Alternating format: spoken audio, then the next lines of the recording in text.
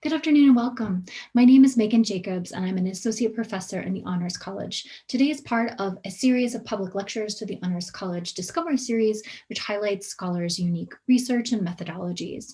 I'd like to begin by reading the Indigenous Peoples Land and Territory Acknowledgement. Founded in 1889, the University of New Mexico sits on the traditional homelands of the Pueblo of Sandia. The original peoples of New Mexico, Pueblo, Navajo, and Apache, since time immemorial, have deep connections on the land and have made significant contributions to the broader community statewide.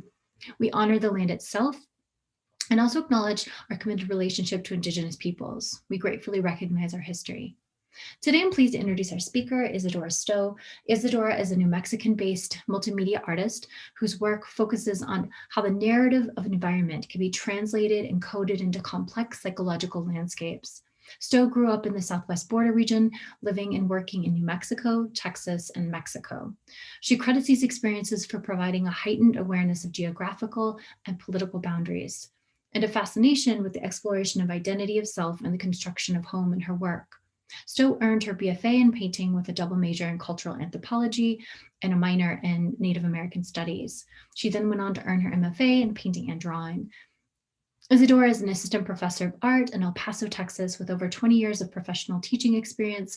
She has been a recipient of several grants, including the Award for Excellence from the New Mexico Committee of the National Museum of Women in the Arts. Please join me in welcoming Isadora Stowe. You about my work, and I'm going to kind of intersperse that with some ideas about creativity and some ideas that you can kind of pull away and think about in terms of making your own kind of artistic practice that's of visual syntax. And I'm going to explain to you what that all looks like.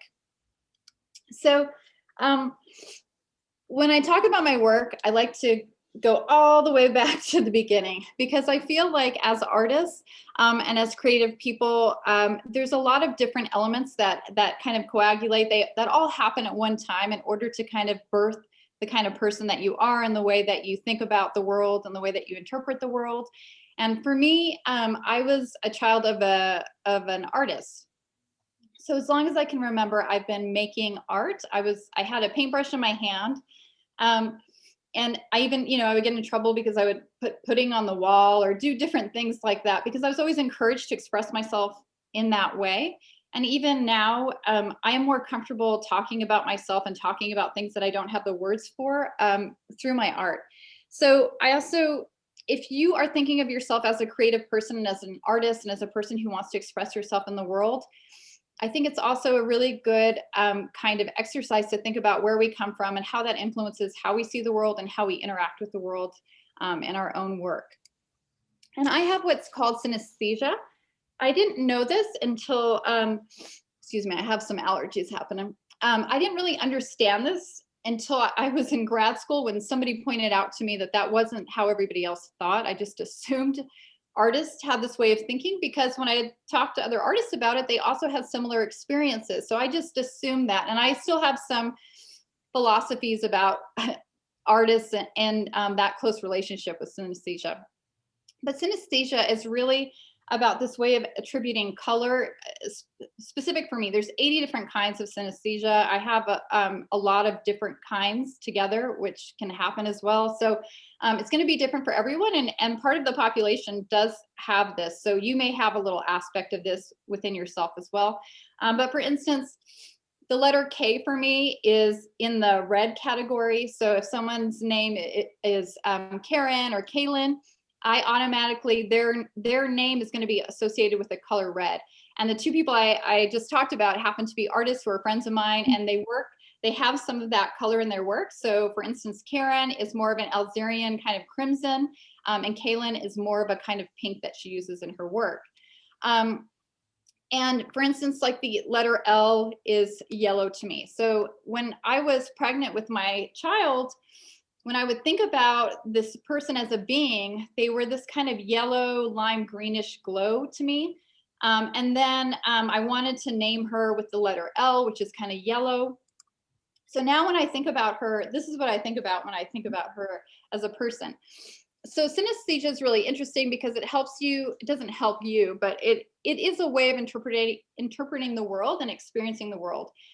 That's a big part of who I am. And as I show you my work, you might start to see all of these kinds of links to this way of seeing the world. And I also have the fourth cone.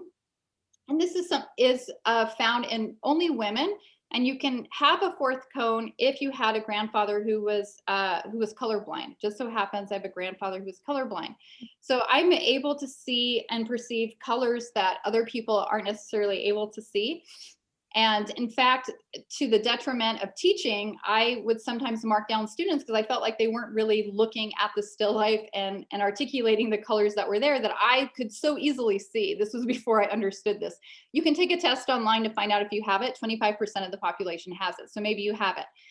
But the really interesting thing about this is that even though men cannot be born with it, they have found it in fine art landscape painters who are men. So what that means is the more we're really looking at our environments and the more we're really seeing, we're able to see colors that we could not see before. So being an artist is a lot about really sitting and being in the space of things in ways and having relationships with them that we're not necessarily asked to do in our everyday lives, but kind of creating these different kinds of relationships with our environments and with seeing. So popping back into my parents, and my parents met in the Peace Corps in Ethiopia, and they were from these two very different cultures. Their families spoke different languages in their homes, had different religions from each other, but they came together. And so because my parents had that in their worlds, it was really an interesting way for me to grow up. I would go to different family members' homes, and it was a very specific way of living and finding meaning in things that was very different from the other person's home. And then the place that we lived in, and then when we lived in Mexico. And so for me growing up, it was really this whole idea of how people negotiate those kinds of ideas. So this is also a quote that I like to introduce when I talk about my work, because it's something I think about a lot in my work and why I also received a degree in cultural anthropology. As soon as you are born, you are given a name, a religion, a nationality, and race, and you spend the rest of your life defending a fictional identity. And not to say that those things do not have identity or meaning or purpose or weight, but they're things that we do kind of identify with, right? And so in my work, the major artist statement and the major kind of overall tenet of my work is that my work is about the investigation and how we interpret, construct, and negotiate our worlds. The major themes of my work are about the connections we make with one another, how we culturally negotiate space and self, rites of passage, and ideas of transformation and liberation. And you can understand how all of those ideas really were, because of who I was when I was born, all these things, the synesthesia, the fourth cone, the parents that I had, the places that I lived, and the way I was negotiating the world really spoke to me in terms of these kinds of interests.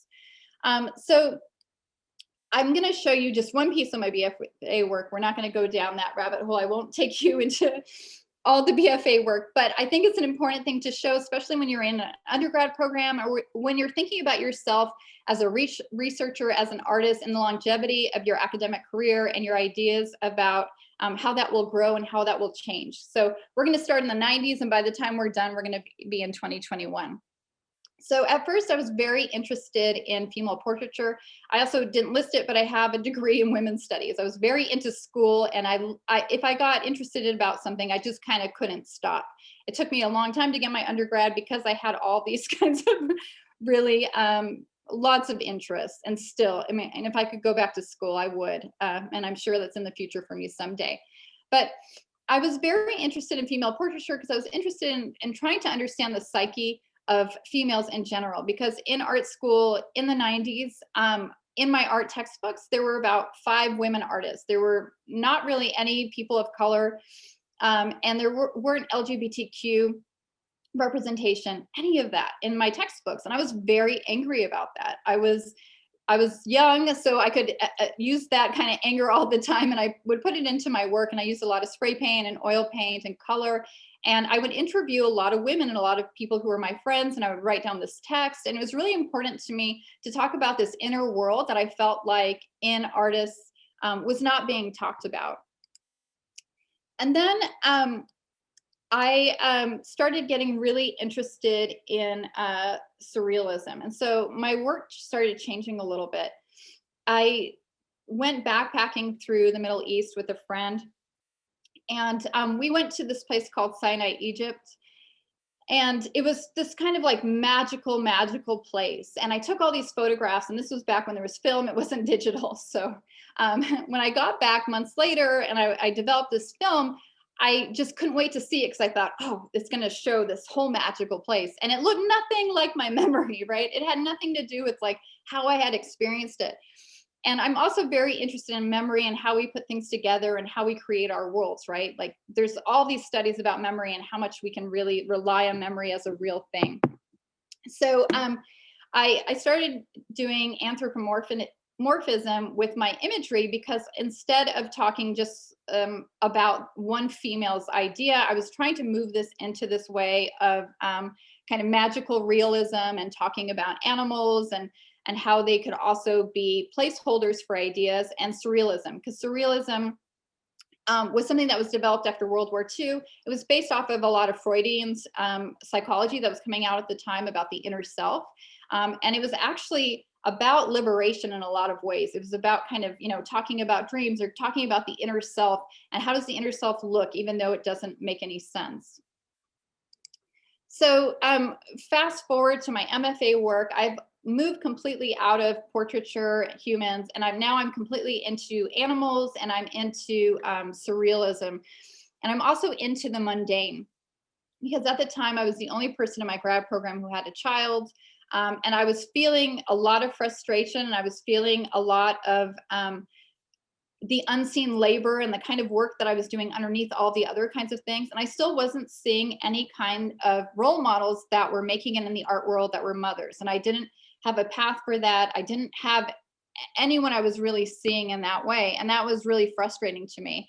And so my work also became very fractured in terms of small pieces, because I was trying to steal moments, I was trying to steal this time, and I was thinking about all these mundane experiences in memory and how all these things kind of move together.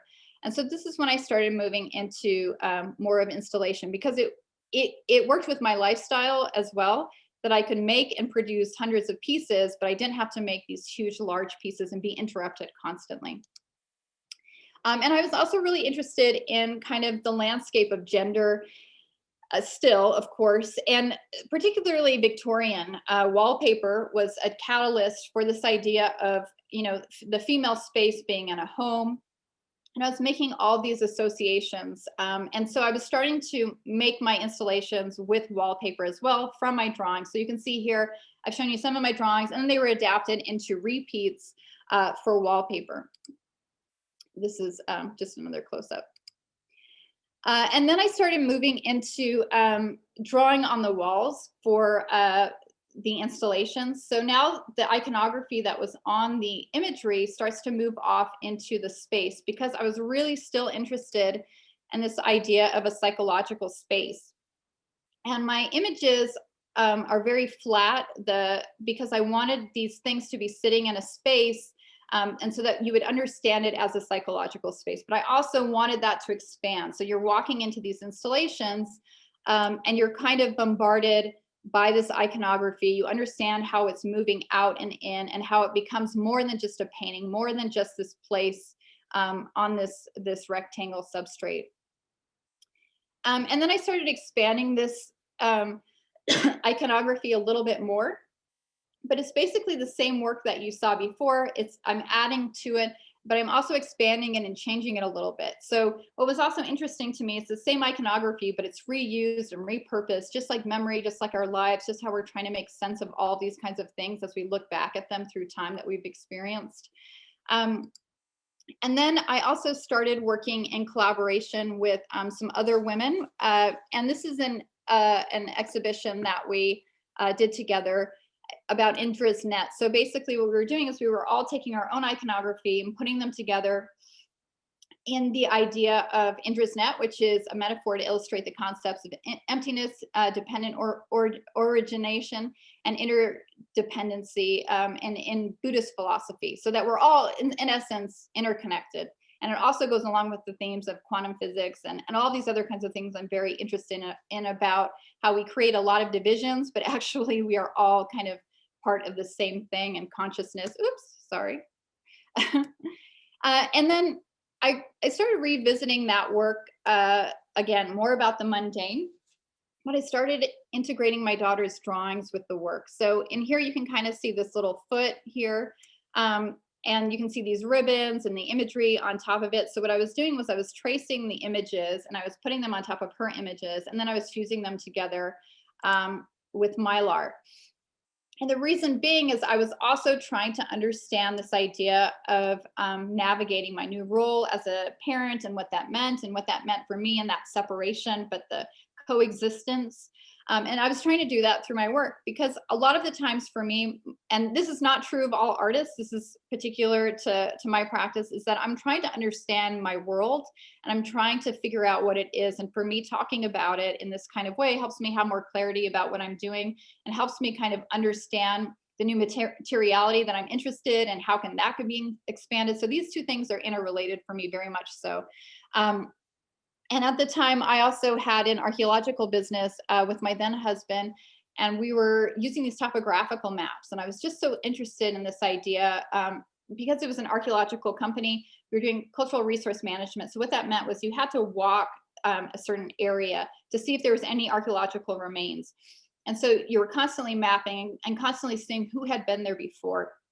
And I found that to be so fascinating. And I wanted to bring that into my work and think about that as our own histories and the histories that are layered and where we are, and really trying to understand where I was in my place in the world. As always, I'm still, that's a constant conversation I'm having with myself. And so my installations started moving a lot more out of those animals and into more of the objects. I have kept the moths and some birds later on, but for the most part, it started becoming more about the objects and these connections and maps. And then I started creating more of these kinds of silhouette kind of vignettes, much like kind of Victorian ideas of trying to place all this idea of a family life or home into this encapsulated thing. And I was still interested, and I still am, in transformation, tunnels, movement, liberation. And so I'm trying to use this iconography, the surrealistic iconography, in order to talk about those larger concepts. And so the work started to become much larger and expand much bigger. But I was still pretty unhappy with it in terms of what I wanted to do. So this exhibition was the longest continuous wall in all of Kentucky. It was a huge gallery, but I was really upset that the wall didn't go all the way up to the top, because my hope was that you would walk into these places and you would just be so overwhelmed by these things, and you would be making your own associations. And I just felt like it was a way to kind of stop that psychological aspect that I really wanted. And so this is another close-up. So here's like a doorway to give you some sense of scale.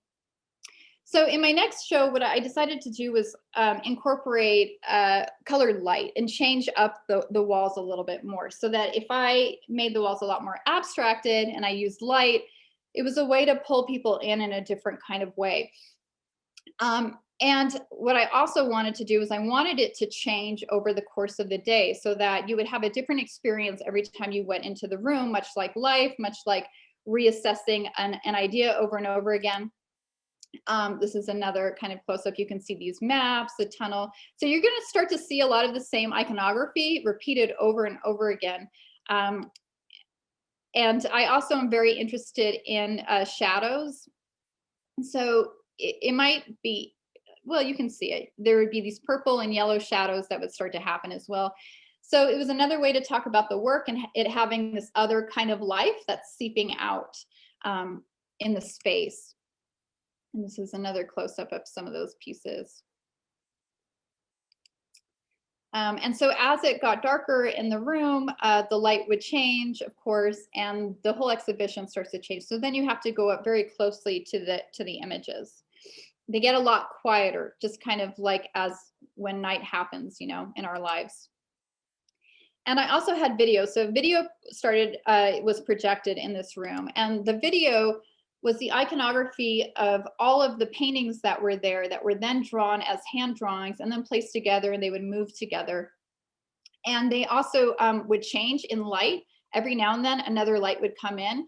And I was mimicking the synesthesia that I didn't really understand that I had, but I'm always trying to kind of put it in the work, and I didn't really, because I'm trying to give other people this kind of window into how I experience the world. So these would move back and forth in color and in space.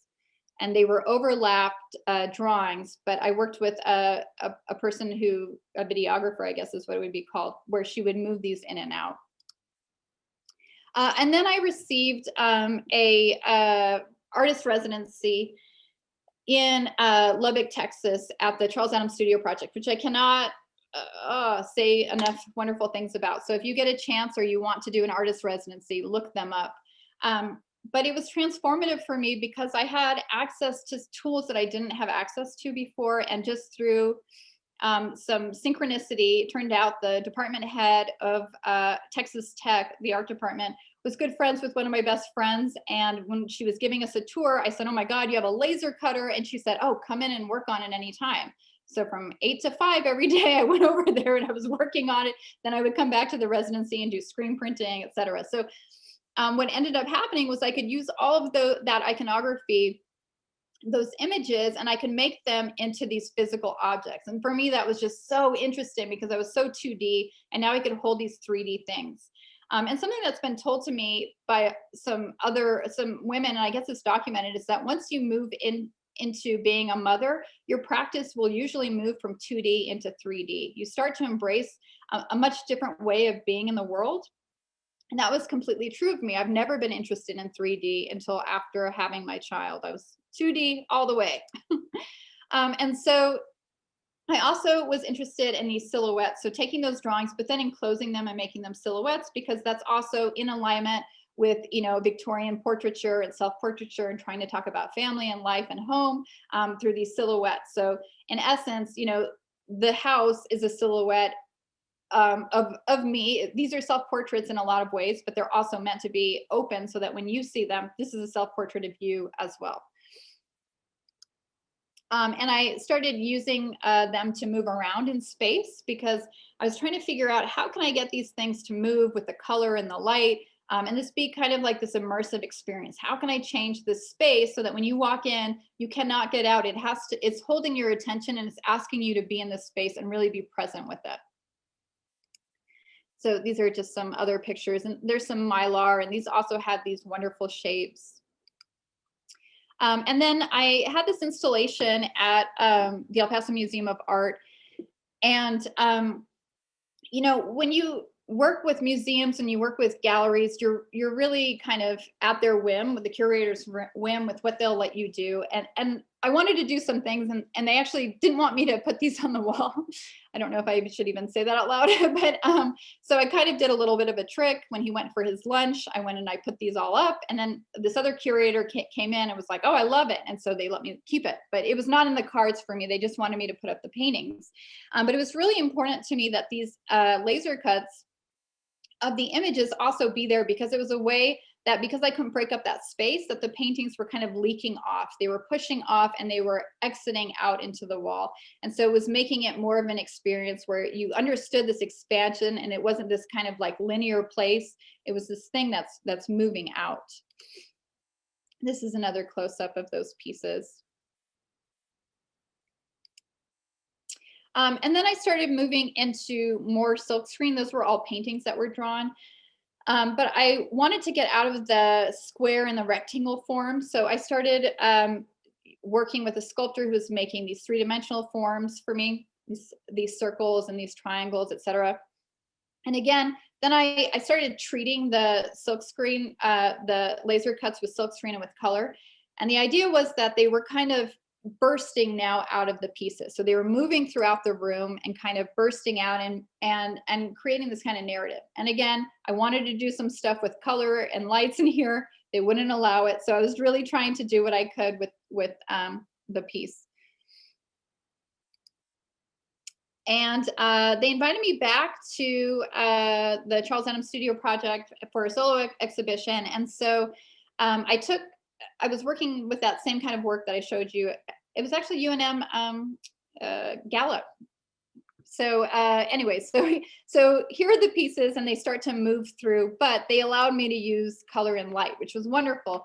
And they had these great big windows on the side. So what would happen is as the day changed, the light completely changed in the room, and it was this transformative kind of situation that I was really looking forward to with the work. So here's the light, and here's how it kind of changed throughout that time. And I was really interested in the shadows that it was making on the work and how there was this interplay with the light. And I also started using light reflective paint. So some of these images in here would start to look a little bit different from the daytime as they would as the light went away. So they were revealing another layer to them, so that if you looked at this during the day, it would be completely different than if you looked at it at night. And then I also gave people these flashlights to hold when they were walking through, so they could see even more layers that would be reflective as they would see the pieces. And again, so then they can kind of, that becomes their piece, right? Like where they're going to see all these different connections and be able to kind of find these layers. Because for me, it's about pulling people into these relations and making work this kind of very relational experience where it becomes part of them. And it's not necessarily about me saying something. It's about me opening up a place for you to see yourself inside of with this kind of iconography. And this is another installation that I did where it was exclusively with Mylar, and I started cutting out plexiglass. So I started making plexiglass and Mylar silhouettes with the light, and to create these kind of more intimate, quiet kinds of insular installations with the viewer. And you can kind of see it here, but they would offset all these different kinds of shadows that you couldn't necessarily see unless you got up really closely. And one of my last, I had 3 shows right before we shut down, but this was one of them at the Kerfman Gallery at Colorado State University. And I started using a lot more spray paint with the work. And then I decided that I would not let any light come into the room that wasn't colored light. So this is actually a reflection of outside, but when you walk in, what we had done is we had placed all this color gel on all of the windows in the room. So the entire room now was able to be controlled with light, and there was also video in here. So this is how you would feel when you walked in. It was like this kind of womb-like feeling. It was glowing everywhere. People had flashlights. They were able to see the work. But there was no way to escape it. And that's really my ideal thing, is when nobody can escape this space. And so I'm just showing you kind of how the piece looks in that space and how it looks without that kind of light. So they have these different transformative qualities to them. They change as they are in different spaces. And a lot of the paint glows in the dark.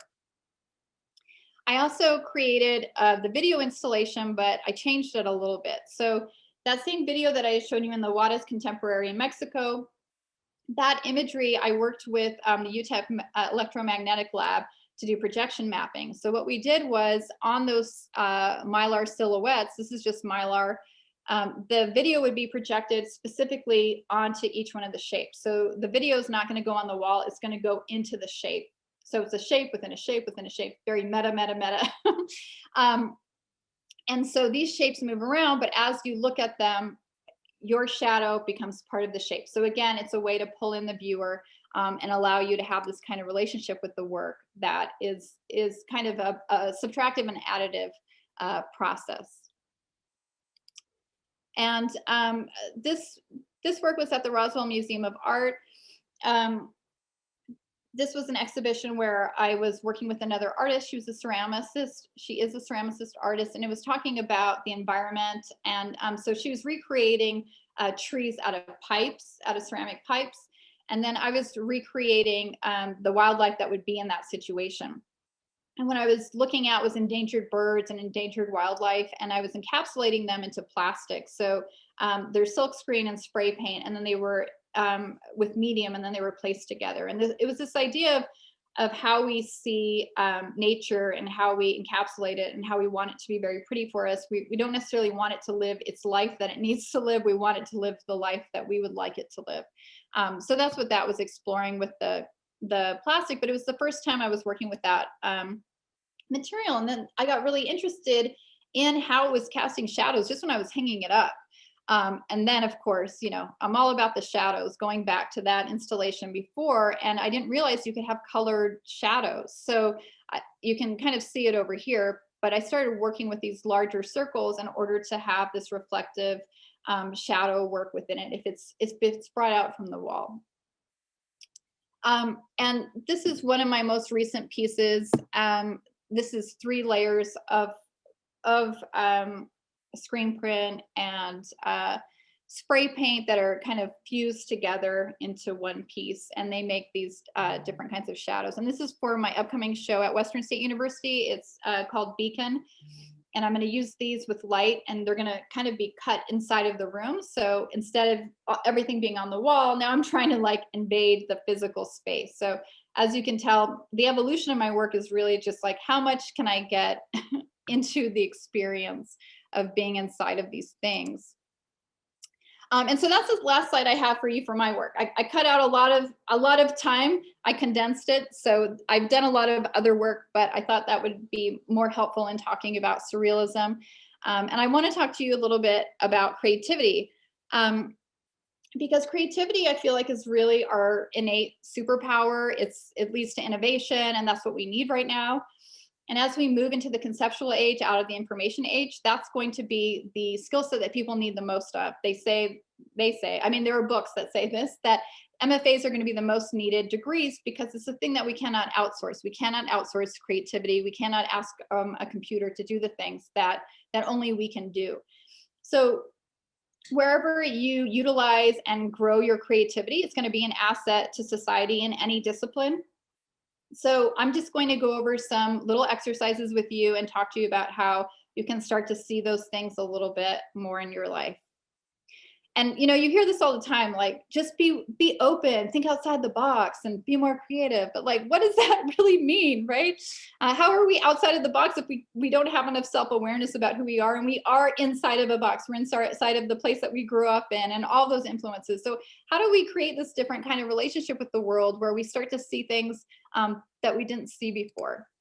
So I'm going to teach you how to draw today, if you didn't already know how to draw, and you do. You've been drawing since you were a child. If you put a pen or pencil in any child's hand, we all drew the same way. There's lots of studies that show that we actually lose that as we go into school, and that's because we're always trying to make the perfect picture or the picture that we're asked to. So we start to lose this kind of self-reliance on our own creative abilities. But your handwriting is drawing. You're drawing every single day. As long as we have evidence of people on the planet, we have drawing, right? That's communication. That's what we want to do. We're human beings. That's who we are.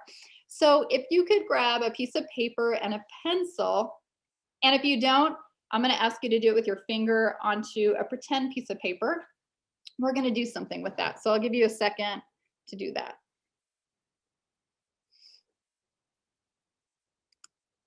I'm getting out my timer is what I'm doing. So while you guys are getting out, I shouldn't show you this yet. While you're getting out your piece of paper, I'm going to get my timer. And by the time I get my timer, we'll all be set. Maybe I'm generation whatever, and I'm not so great with the with the technology. All right. Okay. All right, so we're gonna do what's called blind contour. Maybe you're familiar with this, but to me, this exercise is like the gateway to all drawing. Because what it does is it helps us to move away from the ego, and it helps us to really see what we're looking at. Because a lot of drawing is so fraught with all the things that we've felt in our worlds, which is, pressure from other people that we shouldn't pursue some creative pursuit, or a teacher may have told us that horse looks terrible. That's not the way you draw a horse. So we carry around what are called creativity scars. They've done a lot of studies about that, and about 40% of adults carry those around. So what we're going to do is a blind contour, which means you're not going to look down. You're going to draw this, but you're not going to look down at all. And you're going to go so slow that you're going to be extremely, extremely annoyed, because that's when the breaking point is with your brain and your hand. So what you're going to do is you're going to, and I'll tell you when to start and I'll time us, but you're going to take your pencil, your pen, and you're going to follow every single line you see and you're not going to look down, and you're going to go very, very slow, and you're going to make sure that you look at what you're drawing. And I'm not picking up my pretend pencil. Hopefully you can see this moving around. Can you see this cursor moving around? Yeah, okay, cool. And so then you're gonna follow every single line, and then you're just gonna see another line and move through that other line. But you're gonna really look at how this line goes down and it moves over. Because what we have the tendency to do is, if I said draw a rose, maybe you draw like a clip art rose, you do a little circle and little thing, and we'd have a rose, right? But really it's because for the sake of time and just the way that we look at things and just our Western lives as they are, we're not asked to really look at things in this kind of way. But drawing and being an artist, to me, is about really creating this kind of relationship with our environments, and seeing them in the ways that they're presenting themselves, and not so much what I think they should be doing. So does everybody understand those directions? Would anybody like clarity on how we're going to draw before we get started? I can't see the chat, so I'm going to rely on Megan to let me know. I see some thumbs up. That's great. Okay. All right, so I'm going to go ahead and start my timer, and I'd like you to go as slow as humanly possible, to the point where your brain's like, this is the worst. Speed up. I don't like this, because that's the breaking point, right? Okay, so go ahead and begin.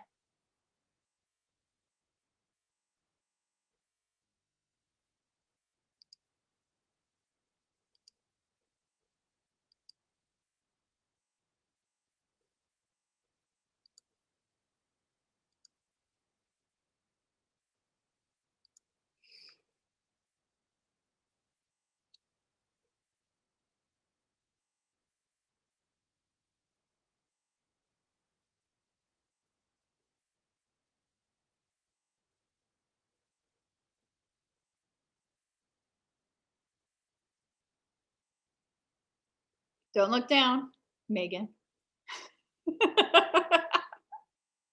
Don't look down. You have the tendency to look down. It's going to ruin it all. You've got to just be in that place.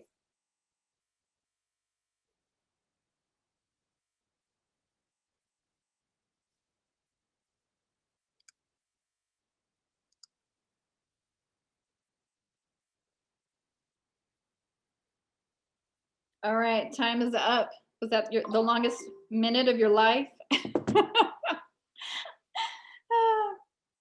So what did that bring up for anybody? Did anybody have any kind of thoughts about that? Maybe, Megan, could you tell me what people say in the chat?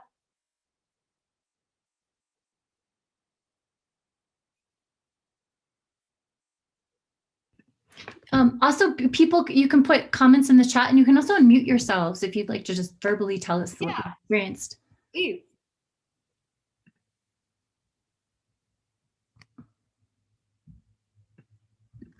It was hard, like, not to look at my paper, like to like tell myself to like not look at it, but I guess my end result came out like better than expected.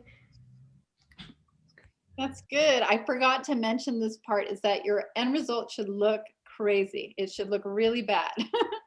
And that that relationship with not looking, especially if you found that it was hard, I would really encourage you to do this many, many different times to start to break that, because we're in a capitalist society. We want the end result. Like we're literally programmed this way.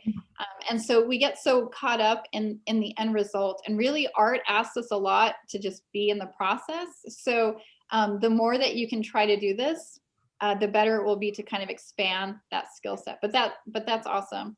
I didn't mean to pick on you, Abigail. I was just expanding that idea, but that's so great. I think there's some more comments in the chat too. Diane says, I'm a botanist and a potter. I like paying attention to the details of petal shape. In more natural flowers, those details affect interaction with pollinators. Interesting comment. And so Lana, I hope I'm pronouncing your name right, says, I think this produces more expressive results, but somehow also makes the result look more like the real thing. Interesting. Yeah, really interesting comment.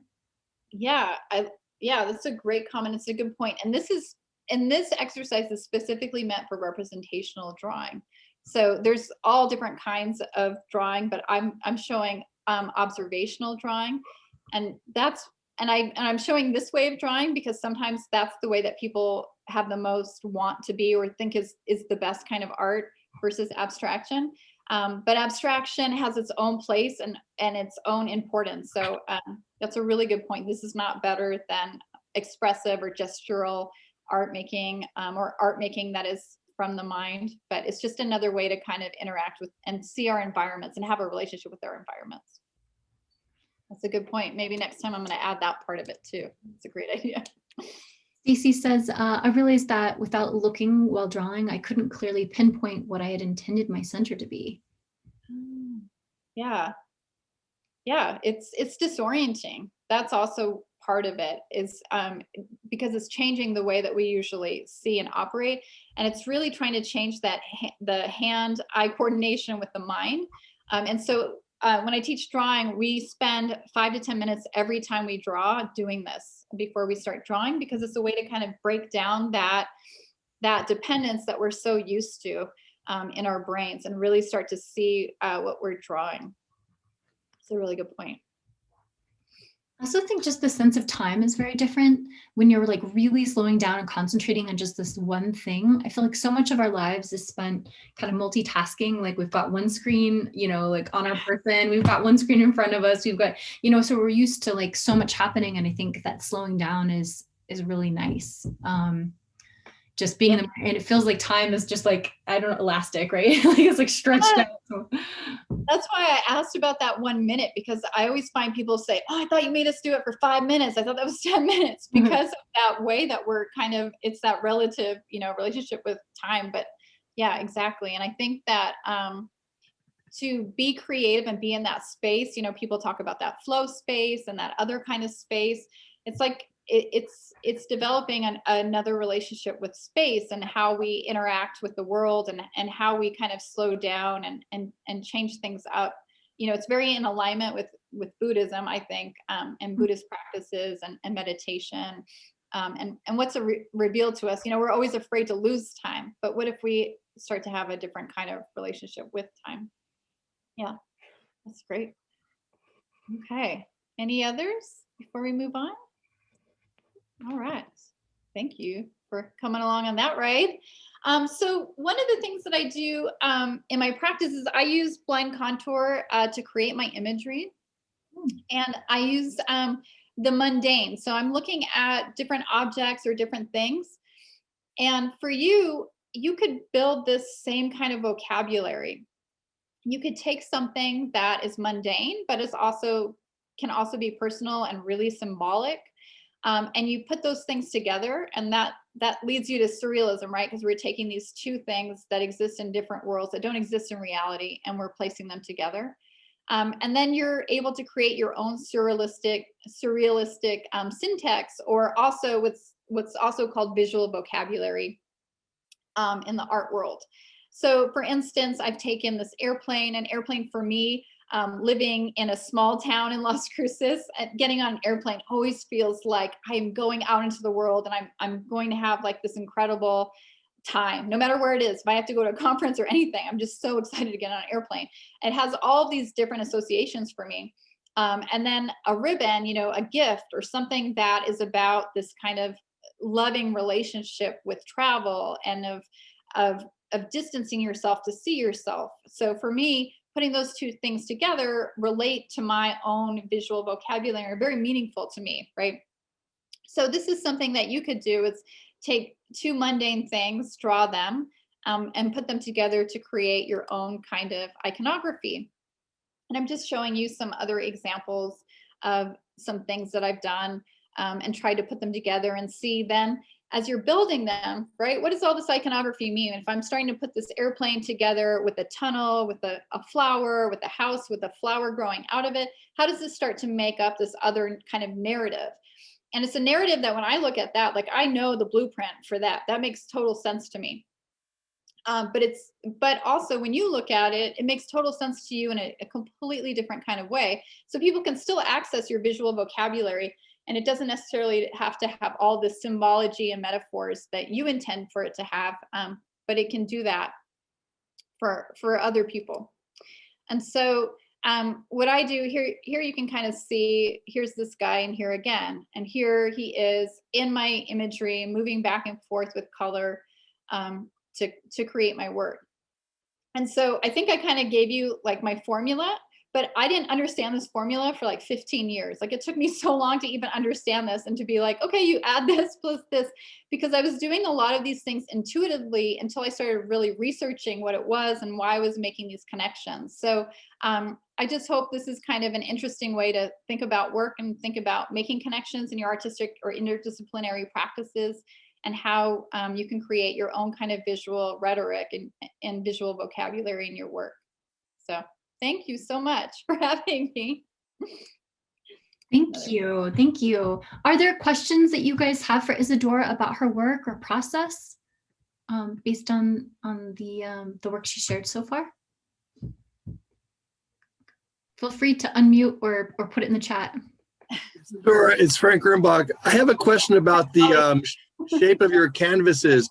Yes. It seems like you go back and forth with, well, you started with these small ovals and squares, but now you work with these large ovals or circles. Do you find it different in terms of how the work is read if it's on a square canvas as opposed to the oval? Yes, because I think for me, the circle is more like cyclical. And for me, the square represents like a linear way of thinking. And it also, like, you know, I have my own personal, it's like grad school and museums and all these things where I felt like when I started using circles and ovals, to me, I was like, I'm breaking out of it. It's like I'm leaving that space and I'm creating another kind of dimensional ecosystem that's mine in this circle. And so the bigger they were, then I could create all of that imagery all together. And then much more complexity that could bring to the narrative, right? It becomes this other kind of very chaotic, confusing art that goes back and forth that I can have. But then I can also have these smaller ones kind of floating outside of them that give some other kind of meaning and reference. So I hope I answered that right. I have to admit the ovals seem to work better with your work than the square, just my own personal preference, the circles. Thanks. Yeah, I mean, there's something about them because I'm so interested in movement. It's like, how do you capture movement? Like, how can you show it on a two-dimensional form? And I think the circles give the eye and give us that psychological kind of hint that this is something in movement and that they can be seen in any kind of way. And even when I'm making them, sorry. You could do an installation piece where you could project one of these on the full moon. Okay, I'm in for it. That sounds great. At White Sands, no less, because that's my favorite place on earth. I would love to do that. Absolutely. Thanks for your response. Yeah, of course. Thanks for the question. Thanks for coming. Natalia asked in the chat, she says, how has COVID-19 affected your artistry and or artistic inspirations? It's a great question. That's a really good question that I could talk for a very long time about. Like, how do I shorten that? You know, and Megan and I were just talking about this. I had this idea that being online, teaching online was going to be somehow easier. And it's just been like threefold harder, even though I taught online before, but you know, just all the things that we've had to do for COVID, because I'm an educator. And so, but it's also been pretty incredible because like things like this, like we're taping this talk, and previously this was scheduled before COVID, and I would have driven up. It would have taken me all day to drive up and drive back, and it would have been pretty hard for me actually to take away from my schedule to do that. So as a parent, as a single parent, it's a lot easier for me.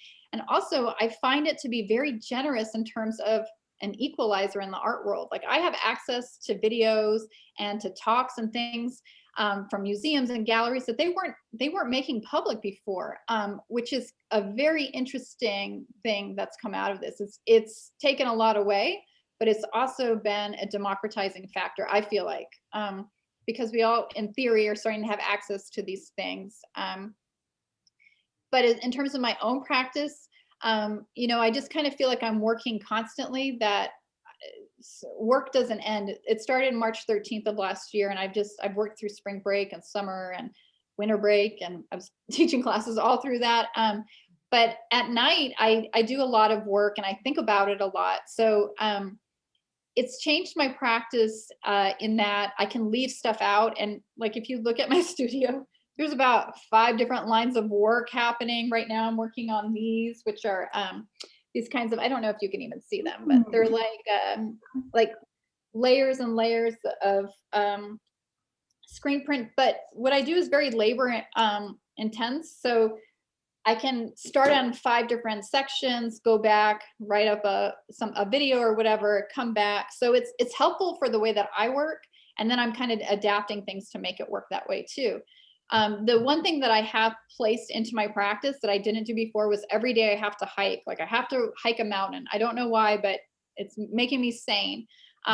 And I started thinking about how much that's influencing my work, the environment, because I would go to the gym before, but I wouldn't really go outside. And so I'm having this different relationship with outside. And so I'm actually starting on a whole new series of landscapes. And I haven't ever done landscapes. So there's a lot of gifts and there's a lot of things that's taken away.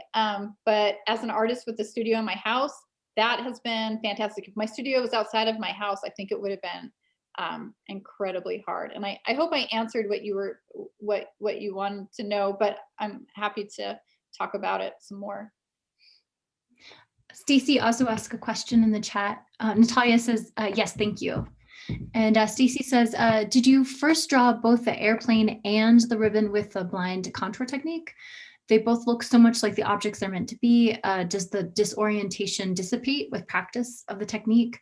My finished product, Rose, is not Rose-like at all. Yes. And when I say blind contour, I'm looking down a little bit to see where my point is, but meaning like I'll look back to see, oh, I need to stop this and now I need to move it here. And then I draw it. So I've moved it into more of contour, but I have been doing this for 20 years. So it's not going to look like that overnight. Like drawing is like everything. The more you practice, the more guided mastery, self-efficacy, the more you do, the better you get at it. You're not going to be like playing the piano the way you want when you first start. So it's literally about incorporating that practice. And I think that's all my students in courses, no matter if it's painting or whatever, they have to be doing blind contour in their sketchbooks all the time. Because I value it as a tool. I just think it's a really great way to start to see line and shape and be able to draw, to have that concentrated space. The other thing too is everybody works super differently. And if you find a different way that works for you to move through that, then that's also completely valid. I just really like this as a tool to really be in what I'm seeing and get lost in it. But I hope that was a good answer for that one. Was great. Are there any other questions? Oh, I think what she asked too is, did you draw the airplane first and then the bow? But what I did was a lot of those are also from paintings. So I had painted them and then I would trace the paintings. So when I was painting it and drawing it, I didn't. But then afterwards, when I'm drawing it, it's already in there, if that makes sense too. So that's also a layer of how it looks so clean. Then I would put it into a scanner and then I clean up all the lines. So there's a lot of processes that go into that. It doesn't look perfectly like that doing blind contour. So I just want to clarify that. So if that's the expectation, it's not, I can't do that after 20 years. So it's a whole translation process of the stuff.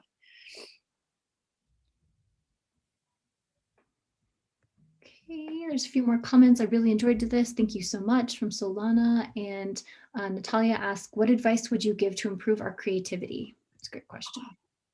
Well, there are a lot of like really proven strategies to do that. And a lot of them are seeking out people that you wouldn't normally seek out and experiences that you wouldn't normally seek out. And